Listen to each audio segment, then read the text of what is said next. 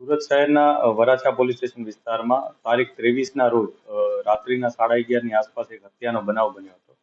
આ હત્યાના બનાવમાં હકીકત એ મુજબ છે કે ભોગ બનનાર તરીકે અ, દેબાશીષ બહેરા કરીને એક વ્યક્તિ છે કે જે આ વિસ્તારમાં રહેતો હતો, અને શકમન તરીકે શ્યામલાલ જયસ્વાલ કરીને એક વ્યક્તિ છે. એ અમને શકમન તરીકે મળ્યો હતો. જેમાં પ્રાથમિક માહિતી એ મુજબ હતી કે આ બંને વચ્ચે ત્યાં સુવા બાબતે, ફૂટપાથની બાજુમાં સુવા બાબતે ઝઘડો થયો હતો. અને આ ઝઘડામાં જે આરોપી છે શ્યામલાલ જયસ્વાલ, એણે ભોગ બનનાર દેબાશીષ બહેરાને ચપ્પુના ઘા મારી અને તેનું મૃત્યુ નિપજાવ્યું હતું. આ સમગ્ર બનાવમાં પોલીસ પાસે શરૂઆતમાં ફક્ત એક નામ જ હતું, આરોપી શકમન તરીકે, જેનું નામ શ્યામલાલ હતું.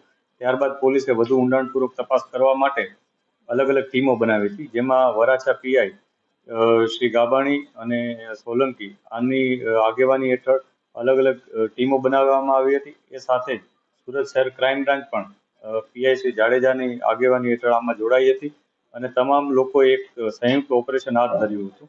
કેમ કે અમારા માટે સૌથી મોટું ચેલેન્જ આમાં વ્યક્તિની ઓળખ, આખી ઓળખ પ્રસ્થાપિત કરવાની હતી.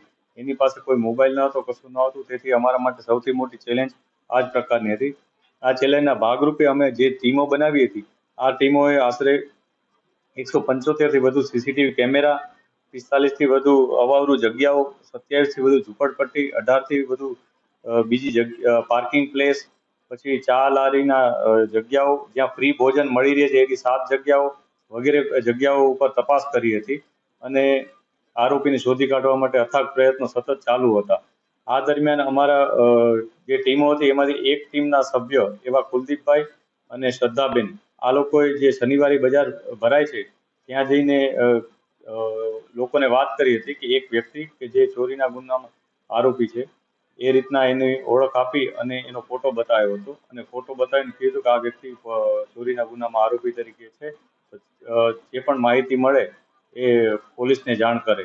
અને ત્યારબાદ તેઓ ત્યાંથી જતા રહ્યા હતા.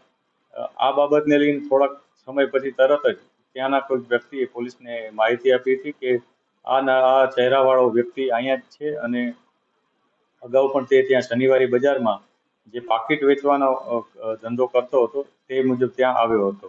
આ મુજબની હકીકત મળતા પોલીસ તત્કાલ ત્યાં પહોંચી હતી અને આઈડેન્ટિફાઈ કરી વ્યક્તિને અને એને પોતાની હિરાસતમાં લીધો હતો. આ હિરાસતમાં લીધા બાદ તેને પૂછપરછ કરતા તેણે કબૂલાત કરી હતી કે આ બનાવમાં પોતે જ આરોપી છે, અને સમગ્ર બનાવમાં પોતે સુવા બાબતે આસપાસમાં ઝઘડો થયો હતો, અને આ ઝઘડાના ભાગરૂપે તેણે પોતા પાસે રહેલું ચપ્પુ ભોગ બનનારને મારી દીધું હતું, અને ત્યાંથી તે ભાગી ગયો હતો.